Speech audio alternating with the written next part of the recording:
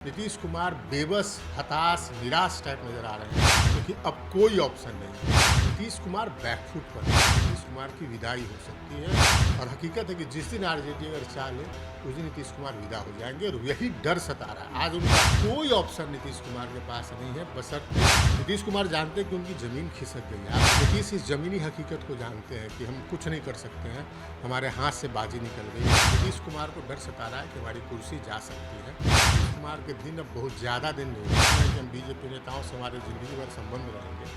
तो आप जाइए, एक तरीके से दिख रहा है कि कृपा पात्र हैं आरजेडी के। आरजेडी जब तक कृपा दिखा रही तो मुख्यमंत्री है। टूट सकती है तो कमजोर कहां पकड़ पड़े।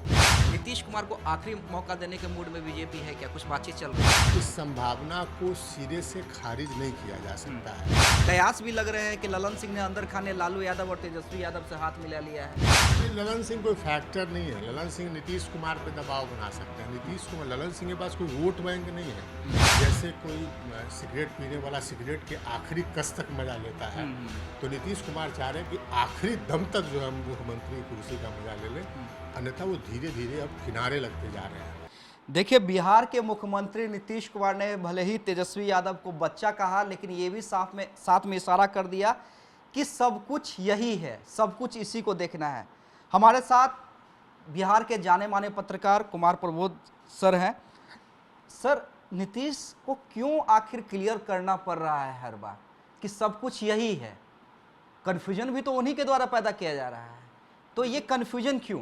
देखिए, नीतीश कुमार पिछले जो 2-3 दिनों का घटनाक्रम है उसमें नीतीश कुमार और नीतीश कुमार का जो पूरा कुनबा है, जो उनकी पूरी पार्टी, वो घबराई हुई है। दरअसल नीतीश कुमार जब परसों 2 दिन पहले जब राष्ट्रपति के कार्यक्रम में थे, तो उन्होंने जो बात कही मीडिया ने वही चलाया। उन्होंने कहा उस कार्यक्रम में कि बीजेपी नेताओं से हमारा रिश्ता पूरी ज़िंदगी रहेगी। नीतीश कुमार ने खुद कहा कि ये जब सेंट्रल यूनिवर्सिटी बनना था तो सेंट्रल यूनिवर्सिटी जो है वो कांग्रेस रीजन में पास हुआ। 2007 में इसकी बात चली, 2009 में ये संसद से इसका बिल बना अधिनियम पास हुआ। लेकिन उस समय की जो मनमोहन सिंह की सरकार थी वो मोतिहारी में सेंट्रल यूनिवर्सिटी खोलने को राज़ी नहीं थी। और 2014 में जब नई सरकार बनी, उन्होंने वहाँ नरेंद्र मोदी का नाम नहीं लिया, लेकिन कहा कि नई सरकार बनी तो ये यूनिवर्सिटी मोतिहारी में खोलने की मंजूरी मिली और 2016 में खुल गया यूनिवर्सिटी। तो नीतीश कुमार बोलने को तो बोल गए, लेकिन उसके बाद जो उसका पॉलिटिकल रिएक्शन हुआ वो बहुत ज़बरदस्त हुआ और पूरी पार्टी उनकी बैकफुट पर है। आप देखिए, पॉलिटिकल रिएक्शन ये हुआ कि उसी दिन आरजेडी के प्रवक्ता शक्ति सिंह यादव ने ये कहा कि नीतीश कुमार वो दिन भूल गए हैं जब वो हाथ जोड़कर बिलबिला रहे थे। ये बहुत काफ़ी कड़ा शब्द है ये, और बिलबिला रहे थे नीतीश कुमार, और वो दिन भूल गए सेंट्रल यूनिवर्सिटी मांगने के लिए। वो पटना यूनिवर्सिटी का जिक्र कर रहे थे जहाँ नरेंद्र मोदी आए थे। लेकिन आप देखिए उस दिन से घटनाक्रम किस तरीके से बदला कि उसी दिन विजय चौधरी, जो नीतीश कुमार के किचन कैबिनेट के सदस्य हैं, वो आए सफाई देने के लिए। उसके बाद ललन सिंह ने सफाई दी। खुद नीतीश कुमार को सफाई देनी पड़ी राष्ट्रपति के सामने जब वो एम्स के कार्यक्रम में गए, सफाई दी। और आज नीतीश कुमार जो है वो फिर से मीडिया के सामने बोल रहे हैं कि मीडिया ने गलत छापा। जो वो बोला मीडिया ने, जो उन्होंने बोला मीडिया ने वही चलाया। नीतीश कुमार बैकफुट पर है और जो संकेत मिल रहा है नीतीश कुमार को वो ये कि नीतीश कुमार की विदाई हो सकती है। और ये पर्याप्त आरजेडी के लिए पर्याप्त ये मसाला हो सकता है, पर्याप्त आधार हो सकता है कि आप चूँकि बोल रहे हैं कि हम बीजेपी नेताओं से हमारे ज़िंदगी भर संबंध रहेंगे, तो आप जाइए। नीतीश कुमार जानते हैं कि उनकी ज़मीन खिसक गई है। आप देखिए कि विधानसभा की जो स्थिति है, तो तेजस्वी यादव को 5-7 विधायक चाहिए और विधानसभा के स्पीकर तेजस्वी यादव के पास है। नीतीश इस ज़मीनी हकीकत को जानते हैं कि हम कुछ नहीं कर सकते हैं, हमारे हाथ से बाजी निकल गई है। तो उनका ये कहना आज फिर से, काफ़ी पहले उन्होंने कहा था कि अरे हमारे बाद तो ये रहेगा, तो हमारे बाद ये रहेगा, ये डायलॉग उनका पहले से चलता रहा है। और अलग अलग लोगों को अलग अलग समय पर वो कहते रहे। कभी उपेंद्र कुशवाहा कहते रहे कि अरे हमारे बाद कौन देखेगा, आप ही देखिएगा ना। लेकिन आज जो उनका बॉडी लैंग्वेज था, आज जिस तरीके से वो, और आज नहीं 3 दिन से उनकी पूरी पार्टी और वो खुद जिस तरीके से हैं बैकफुट पर, जिस तरीके से, एक तरीके से कहें कि आप, कड़ा शब्द होगा लेकिन नतमस्तक से दिख रहे हैं आरजेडी के सामने। नीतीश कुमार को डर सता रहा है कि हमारी कुर्सी जा सकती है। ये मूल भावना है, आप समझिए। और कहीं ना कहीं ये संकेत मिल रहे हैं कि नीतीश कुमार के दिन अब बहुत ज़्यादा दिन नहीं है। लेकिन सर ऐसा क्या हो गया, आप तो इतने करीब से पॉलिटिक्स को, इतने सालों से बिहार के पॉलिटिक्स को देख रहे हैं, जो नीतीश कुमार लगातार अपने सहयोगी को डोमिनेट करते रहे, चाहे वो बीजेपी के साथ रहे या आरजेडी के साथ रहे, तो आखिर ऐसा हुआ कहाँ कहाँ आप जब जमीन खिसकने वाली बात कर रहे हैं, ये भी कहा जा रहा है, कुछ लोग कह रहे हैं कि जेडीयू टूट सकती है, तो कमजोर कहाँ पकड़ पड़ गई? कमज़ोर पकड़ पड़ गई ये कि नीतीश कुमार ने, देखिए उनकी पार्टी के नेता ना स्वीकारे, लेकिन उन्होंने इतनी दफ़ा जो है वो बदला है पार्टी, और गठबंधन बदला है, पार्टी नहीं, पार्टी तो उन्हीं की वो पार्टी है, इतनी दफ़ा ना उन्होंने पलटी मारा है कि अब जब अमित शाह ये कह रहे हो कि नहीं अब कोई रास्ता, दरवाज़ा बंद है, उनके पास ऑप्शन कहाँ है। अगर आरजेडी ने, हम आप आंकड़ों को देखिए कि विधानसभा में जो आंकड़े विधायकों को, बहुमत के लिए जरूरी विधायकों की संख्या आरजेडी जुगाड़ कर लेगी, विधानसभा अध्यक्ष उसके हैं, और 5-7 विधायक आरजेडी के लिए उनकी पार्टी, नीतीश कुमार जी की पार्टी से तोड़ देना वो मुश्किल है। नीतीश कुमार अपने घर में, अपने पार्टी में घिर गए हैं। उनकी पार्टी के राष्ट्रीय अध्यक्ष ललन सिंह इस तरीके से बयान दे रहे हैं, आप देखिए लगातार किसी मसले पर जैसे आरजेडी के नेता बयान दे रहे हो, उनकी भाषा वही, आप महिला आरक्षण बिल जब पास हुआ तो आप देखिए नीतीश कुमार कुछ और बोल रहे थे और ललन सिंह का भाषा और थी। तो नीतीश कुमार घर से कमज़ोर हो गए हैं, कहीं दूसरी जगह जाने का अब ऑप्शन नहीं बचा है। तो आज उसका नतीजा ये है कि पिछले लगभग 18 साल होने जा रहे हैं नीतीश कुमार का एरा शुरू हुए 2005 से लेकर 2023 तक। नीतीश कुमार बेबस, हताश, निराश टाइप नज़र आ रहे हैं, क्योंकि अब कोई ऑप्शन नहीं है। और हकीकत है कि जिस दिन आरजेडी अगर चाह ले उस दिन नीतीश कुमार विदा हो जाएंगे, और यही डर सता रहा है। आज उनका, मैं बॉडी लैंग्वेज देख रहा था, उनकी बात सुन रहा था, उनको डर सता रहा है कि हमारी कुर्सी जा सकती है। तो अगर आरजेडी चाह ले तो क्या वाकई नहीं लग रहा है कि लालू यादव चाह रहे हैं? क्योंकि आपने ललन सिंह की बात की, ट्विनिंग तो देखी जा रही है लालू यादव और ललन सिंह के बीच में, कयास भी लग रहे हैं कि ललन सिंह ने अंदर खाने लालू यादव और तेजस्वी यादव से हाथ मिला लिया है।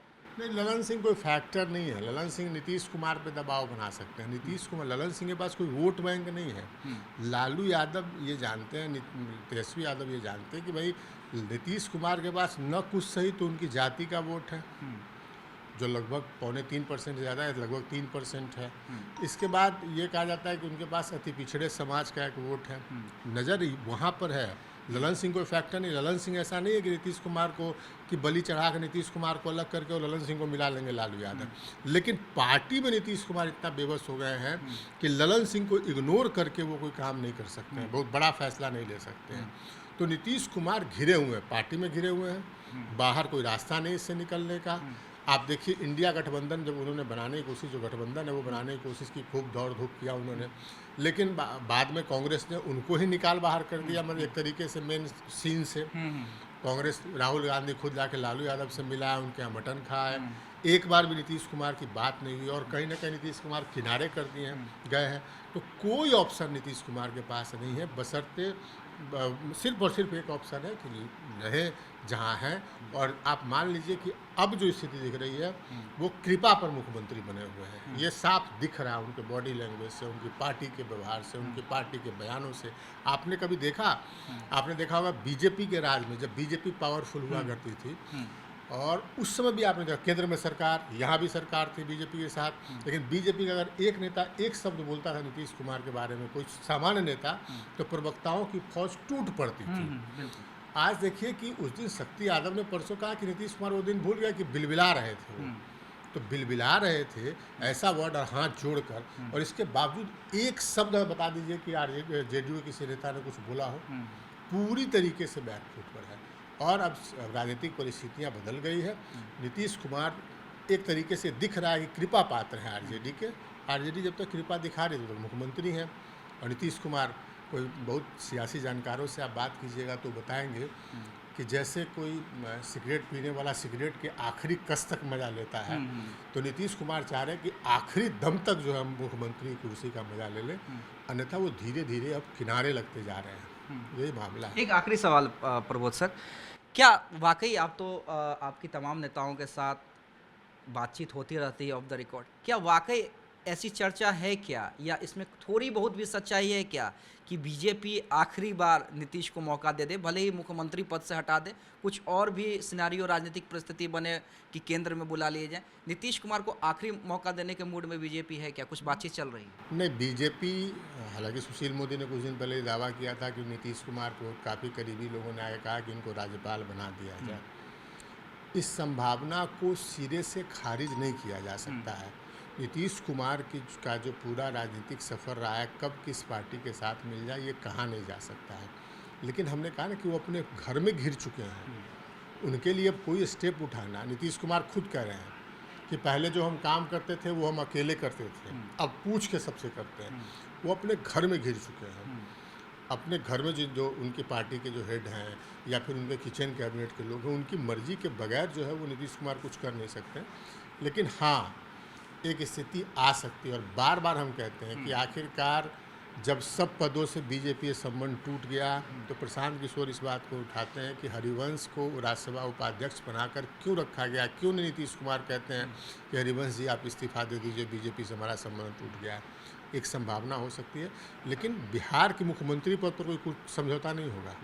नीतीश जी समझौता ये होगा कि आप राज्यपाल बन जाइए, आप राज्यसभा सांसद बन जाइए, इससे ज़्यादा कोई समझौता नहीं होगा। तो चलिए, नीतीश कुमार जो कभी डोमिनेट किया करते थे अपने सहयोगियों को, विरोधियों को, आज उनकी राजनीतिक परिस्थिति क्या हो गई है, इस पर हम चर्चा कर रहे थे। हमारे साथ कुमार प्रबोध जो बिहार के जाने माने पत्रकार हैं वो थे, और उन्होंने बताया कि बिहार की राजनीति में नीतीश कुमार अभी कहाँ खड़े हैं।